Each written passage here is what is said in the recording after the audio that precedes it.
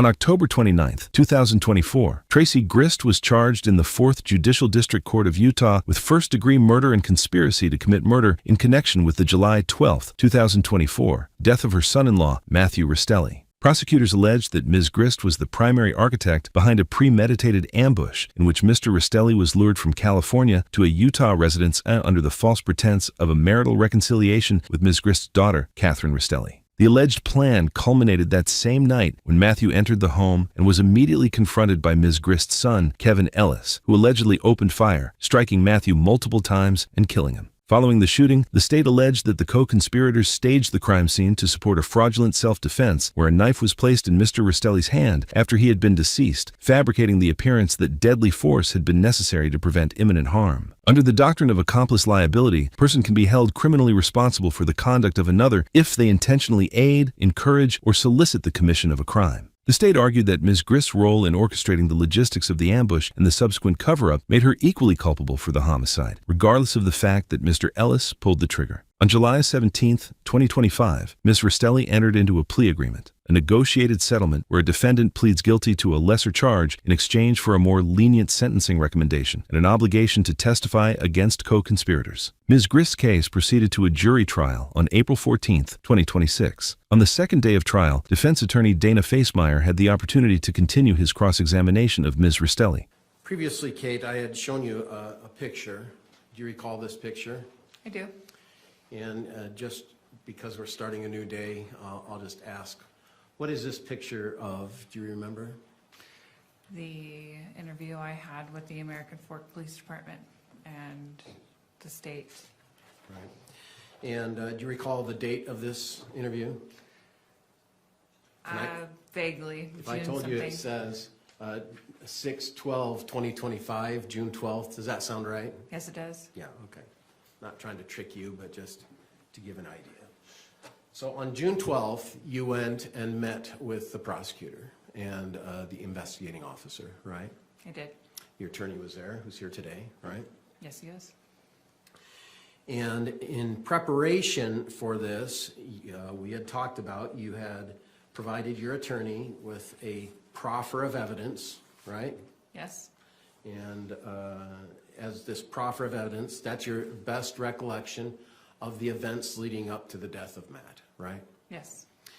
And in return for that proffer statement that your attorney drafted, you received an offer. Is that right? Yes.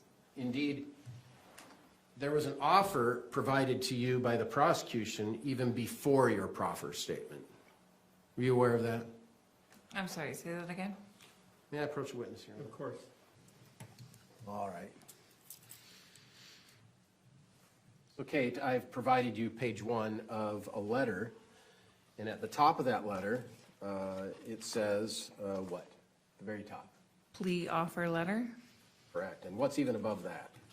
Utah County Attorney. Right. So this is a letter drafted, it appears by the Utah County Attorney, is that right? Yes. And it's a plea offer letter to you, right? Correct. And what's the date of that letter? May 16th, 2025. Kate, do you know what the importance of the date of this letter is? May 16th, 2025. No, I'm not. Are you aware, or let me better state, do you recall what your case was doing in and around this time of May 16th, 2025? I don't recall. Do you recall coming to court with your attorney and scheduling a preliminary hearing? I believe I was scheduled for a preliminary hearing. And do you know when those preliminary hearing dates were? No, I do not remember. If I told you that those preliminary hearing dates were May 20th and 22nd, would you have any reason to disagree with that? No, I would not. Does that sound right? Honestly, I don't recall. Do you recall that we scheduled 2 full days for that preliminary hearing? I don't recall. Do you understand what a preliminary hearing is? I do. And what's your understanding? that all the evidence and discovery is presented to the court, and they decide whether or not they have a case against us. Excuse me. Right. And so at that hearing, evidence would be presented to your honor and not to a jury, right? Correct? And the purpose of a preliminary hearing is not to determine guilt or innocence, is it? Correct? It's just to determine whether there is sufficient evidence for you to be charged with what you're charged with. Correct. And that hearing was coming up on May 20th, right? Yes. Thank you. I would ask the court to take judicial notice that there was a preliminary hearing scheduled on May 20th, 2025, scheduled for 2 days in Mr. Stelly's case. Any objection? No objection. So noted, thank you. Just so we don't have to worry about that any longer. Are you aware that there was a preliminary hearing that took place in relation to your mom, Tracy, on May 20th? I'm aware that she had a preliminary trial, yes. I do not remember the day. Sure. And so this letter, now we have it exhibited before us, was before that date of the prelim, right? Correct. And as you see, this letter is an offer for a settlement, right? Yes. And is it your understanding when this letter was presented to your attorney, it says, "Dear counsel," that this was in and around the time that you were preparing yourself to cooperate to then tell your story of the events surrounding the death of Matt? Yes. And do you remember what you did on May 20th? I was taken to court and I met with Judge Griffin in his chambers and forewent my right to a preliminary hearing. Thank you. In the law, we call it a waiver. Is it true that on May 20th, you waived your right to a preliminary hearing? Yes. And did you waive your right to a preliminary hearing because of this offer that you received from prosecution? I did. And you did not have to go through a preliminary hearing and endure the evidence that they were going to present to the court at that time? No, I did not. But you did know at that time that you waived your preliminary hearing, the evidence that they were going to present on your case. Is that right? I was given discovery, yes. And so you knew the evidence they were going to present at the preliminary hearing.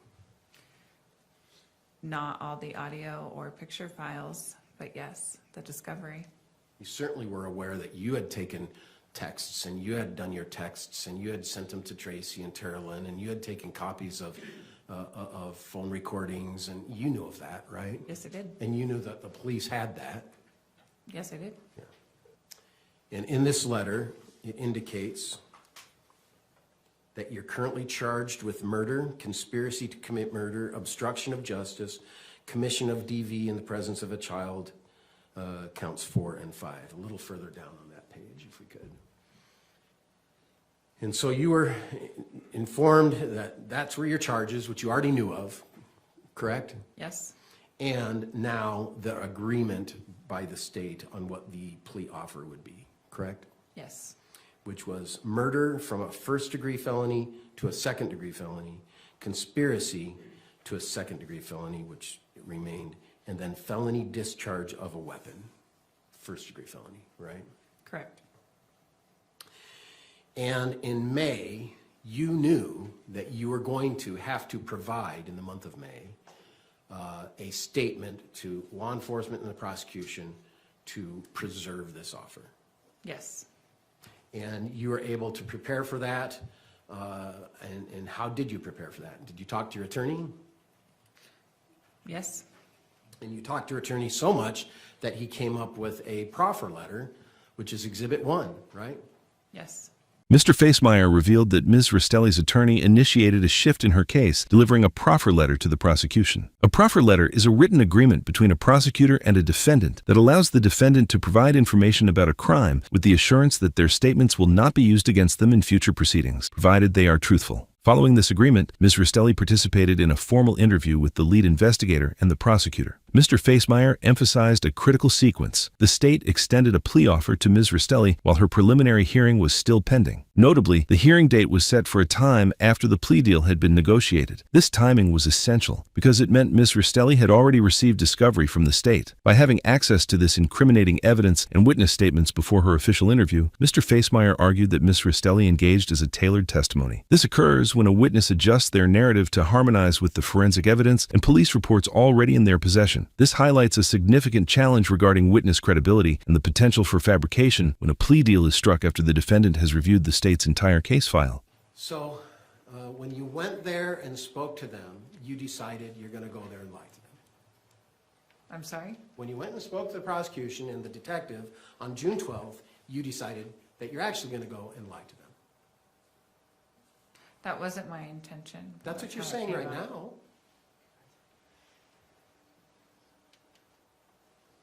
Isn't that what you're saying right now? Yes, that wasn't my intention, but it's how it came out. I honestly thought she's going to let me talk to him. And then they said, what do you mean? I didn't think that she would ambush him like that. Is that a lie? Were you lying on June 12th on that one too? Honestly, I didn't think that she was gonna ultimately kill him. I didn't Thank think you. she would actually pull the trigger. I asked her not to do it that day, and she told me she was going to do it anyway. Do you remember my question? Nope. Okay, I'll restate my question. Was that a lie? I didn't think that she would ambush him like that. Was that a lie? Yes. So you actually went to the state and to the detective to lie. It wasn't my original intention. It's how it came out. And maybe I was being stupid and trying to protect my mother and my brother Protect them from what? from life in prison. Why? You're going there to testify and to provide them the information of their involvement in the murder. So how are you going there to protect them if your purpose was the opposite? That doesn't make sense, does it? No, it doesn't. You're Then right. why are you saying that? Why am I saying what? That you went there to protect Kevin and your mom? Because on some level, they are still my family. And as the time has progressed, I have learned things about my mother. Okay, so let's get back to the question. Why did you go to the prosecutor, to the detective, through your lawyer, through the proffers, to protect your mom and your brother when your purpose was to go there to tell them that you conspired to murder Matt? Because I wasn't thinking. Okay. Mr. Facemeyer implied that Ms. Rastelli lied to the prosecution before when she provided her initial statements following the murder of Mr. Rastelli. Mr. Facemeyer demonstrated that if the state's witness was willing to provide false information during the early stages of a homicide investigation, her current testimony, now incentivized by a favorable plea deal, is inherently untrustworthy. Under Utah Rule of Evidence 613, impeachment by prior inconsistent statement occurs when a witness's testimony in court contradicts a statement they made previously. Furthermore, pursuant to Utah Rule of Evidence 608b, the defense may inquire into specific instances of conduct that are probative of the witness's character for truthfulness. By forcing Ms. Rastelli to admit that she was initially dishonest with detectives and prosecutors regarding the house preparations and the timeline of the shooting, Mr. Facemeyer is exercising Ms. Grist's Sixth Amendment right to confrontation. He is suggesting to the jury that Ms. Rastelli's credibility is fundamentally compromised and that her testimony is a recent fabrication motivated by a desire for a lighter sentence. And you started talking about Matt and the things he had done to get better, didn't you? I don't think I know what you're talking about. Stop drinking. Yes, for 2 weeks. Yeah. So while you were gone, Matt made an attempt to improve himself. Yes, that's what he claimed. You just can't say yes, can you? Nope. Why?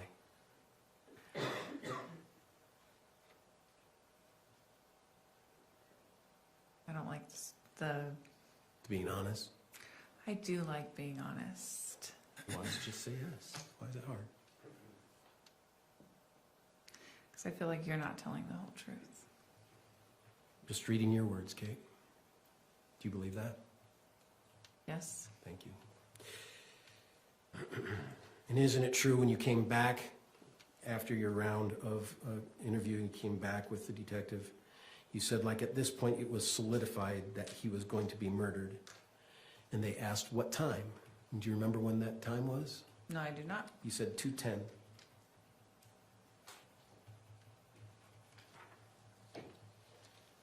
Why would you say 2:10? I was assuming the time. I misspoke.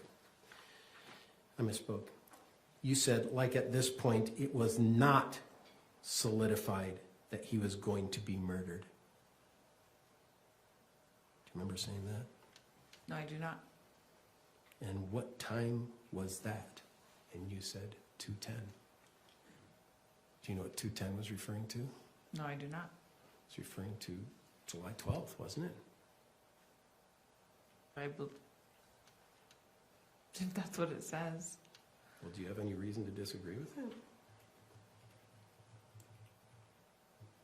Did you say, I was super happy I'd stopped drinking? I was hopeful, yes. Did you say, I was super happy that he stopped drinking? Yes. Thank you. And were you being honest about that? Yes. And isn't it true that you said at 2:10 it was not solidified that he was going to be murdered? Yes. And then a little bit later, you talked to the detective about the hotel money that your mom offered. I'm sorry? You talked to the detective about the hotel money your mom offered. Oh, Do you remember that? yes. And your mom offered to let Matt stay at the house, right? She told Is me. that a yes?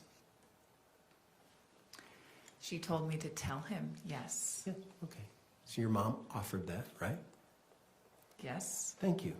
Your mom also offered, instead of staying at the house, that she could provide a couple $100 for hotel if needed, right? Yes. Your mom also indicated she knew he had driven 10 plus hours, right? Yes. And that if you're leaving right away, there might be a hotel maybe in St. George that she would provide for, right? Yes. Your mom knew that he was coming for a long drive, right? Yes.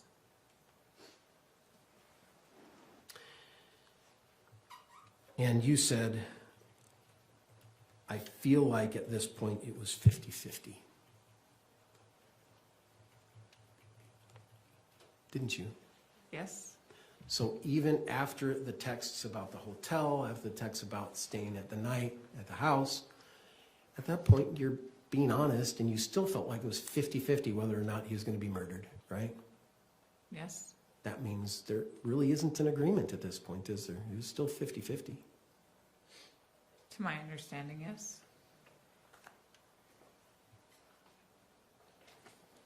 Which is quite different than your story earlier in your testimony, that it was always the plan, that it was going to happen, that it was for sure going to happen. But the day you're going to be truthful, until you started getting questioned about your truthfulness and had to come up with an idea of your luring, did you start changing your story to the narrative of the detective? Isn't that true?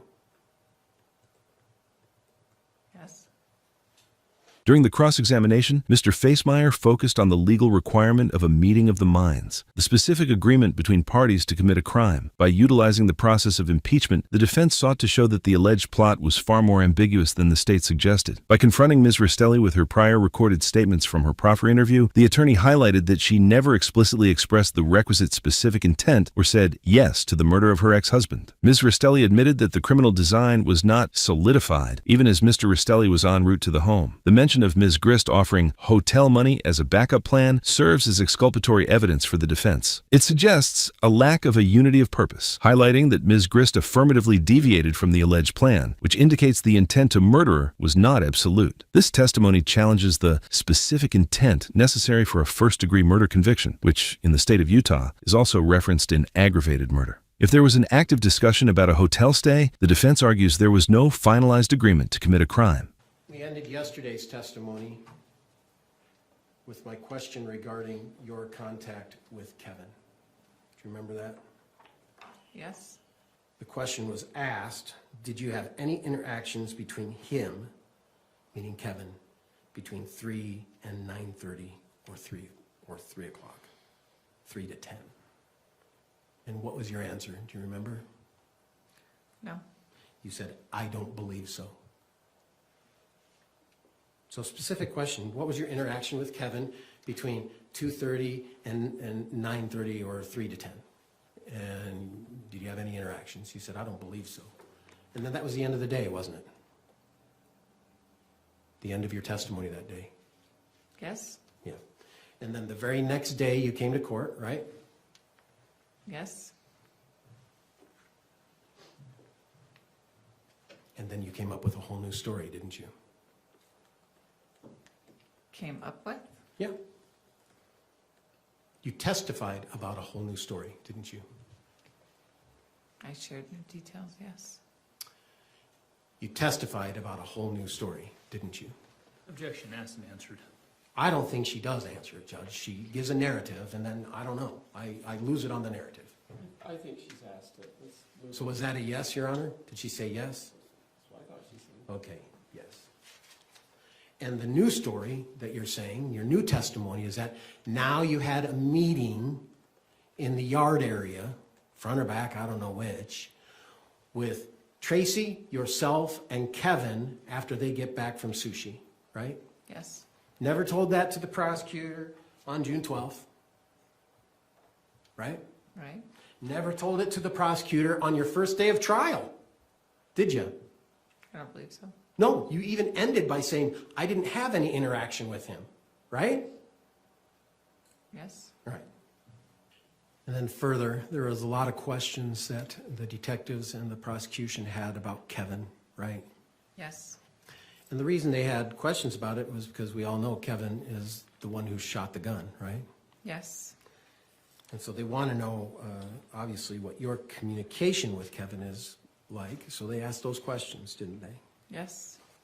And they said, tell me everything about that part of it. And do you remember what you responded to by saying? No, You said, I didn't talk to Kevin that much. Remember that? yes, And they asked, so anything else that was said about that? And you responded, the conversation between my mom, between Tracy and Kevin, I really don't have much knowledge of. correct, Is it? yes, Well, you certainly had knowledge about some alleged meeting in the yard where Kevin agreed and you had a conversation about it. between the three of us. Is there something you didn't know about Kevin as a result of this case? I had no idea he used cocaine. Indeed, Kevin was under the influence of cocaine the night of the shooting. Isn't that true? It's That's- okay to just give a one-word answer, yes or no. Yes, Thank you. And when Kevin came out and shot your husband, the father of your children, he was under the influence of cocaine, wasn't he? yes, Kate, isn't it true that you came to prosecution to be honest? yes, Isn't it true that you were going to present to them your honest statements of what you knew best? yes, Isn't it true that you were going to come to them with your best ability of memory?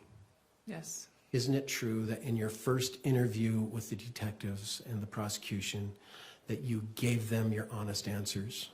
no, Now you're saying you lied.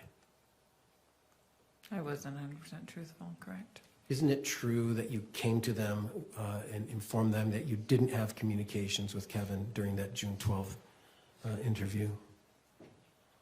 I'm sorry, what's the Isn't it question? true? I'll restate. I'm going to object to asked and answered. I think it's asked you to. Isn't it true, Kate, that your versions of the events have constantly changed based on the narrative that the detective was informing you of the conspiracy? No, It has not changed? I don't agree with the word constantly. okay, that it is numerous times changed to conform with the narrative of the detective for the conspiracy? No. No? Isn't it true that Kevin just decided to remove from your life the hardest part of your life, being Matt, and he came out and shot Matt? I'm not sure I understand the question that you're saying. Isn't it true that you built up this fear of Matt amongst your family when you came to Utah? My family had first experience. Is that a yes or a no, Nate? Okay, Yes. thank you. Isn't it true that Kevin knew you were fearful of Matt? Yes. Isn't it true that Kevin felt a obligation to protect you from Matt? Objection, speculation. I think it's speculation. Isn't it true that Kevin sent you a text advising you that he would protect you from Matt? The word protection was never used. What did he use? He said I don't recall the text message, but he said that he could be home. He could be home. And what did you think that implied? That he would be there to protect me, not necessarily shoot Matt, but to protect me. Thank you. Mr. Facemeyer asked about meeting in the yard involving Miss Ristelli, Miss Grist, and Mr. Ellis, which took place the day before Mr. Ristelli was murdered. Despite its importance to the state's conspiracy theory, Ms. Ristelli had never disclosed this meeting to prosecutors during her initial interviews. Mr. Facemeyer impeaches Ms. Ristelli again, stating the constant changes in her story. In impeachment by omission, the defense argues that if a detail this vital was left out before, its sudden appearance now suggests the witness is tailoring her story to satisfy the terms of her plea deal. Mr. Facemeyer pointed out that Ms. Ristelli's narrative had shifted from an initial account of a necessary self-defense shooting to a coordinated trap. While Ms. Ristelli testified that the original story was a script by Ms. Grist, the defense used these inconsistencies to paint her as an unreliable narrator. On April 21, 2026, Tracy Grist was convicted on charges of first-degree murder and conspiracy to commit murder. Ms. Grist's sentence will occur on June 10, 2026. Her son and the designated shooter, Mr. Ellis, had previously been sentenced to 15 years to life, while her daughter, Ms. Ristelli, received a cumulative sentence of 6 years to life under the terms of her negotiated plea agreement. This trial illustrates just how heavily the credibility of a testimony can be influenced by a plea deal. Over the course of cross-examination, Mr. Facemeyer walked the jury through the tactical ruses Ms. Ristelli employed, changing her statements consistently and not being truthful during the trial. By highlighting Ms. Ristelli's admission on inconsistencies in the meeting of the proffer letter, Mr. Facemeyer sought to paint her not as a truthful witness, but as a calculating co-conspirator who was seeking her own self-benefit. The defense emphasized that Ms. Ristelli only began cooperating with the state once she was faced with the life imprisonment, arguing that her testimony was shaped not by a search for justice, but by a desperate need for self-preservation. Now, let us know if there is a case you would like us to explore in the comments below. Thank you for watching, and don't forget to like and subscribe for more videos.